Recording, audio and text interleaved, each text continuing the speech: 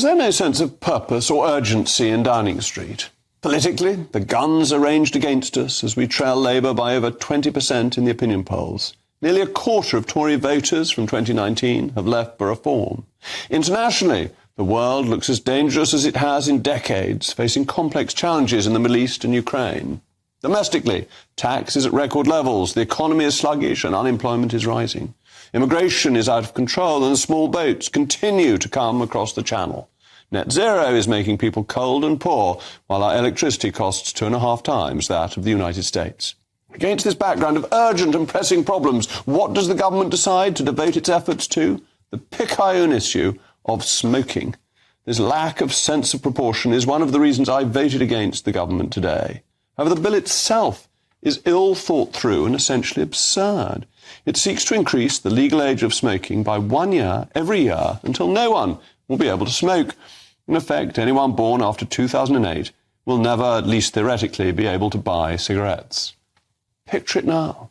In the year of our Lord 2088, a 79-year-old man hobbles in on his Zimmer frame to try and buy some cigarettes. He's asked for identity for the 5th time that week. And outside of an off-licence, he lingers instead to see if somebody coming by in his scooter aged 80 will buy him an illicit pack of Marlboro Lights.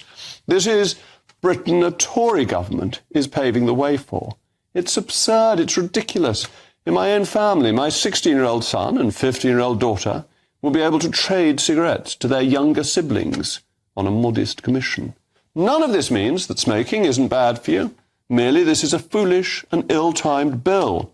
The government has failed to tackle illegal drugs, which are available easily across society. Even the leader of the opposition would not deny taking them as a student. And this bill would make it easier for under-18s to buy illegal drugs than to buy cigarettes, which cannot be proportionate. We cannot police the drugs that are illegal, so instead of concentrating on solving that problem, why on earth are we trying to make a less immediately dangerous addiction illegal too? If I had to choose between my children consuming cigarettes or cannabis, I would unquestioningly and unhesitatingly choose cigarettes. They may have long-term health consequences. They do have long-term health consequences, but they won't lead to behavioural or mood changes and potentially serious mental illness.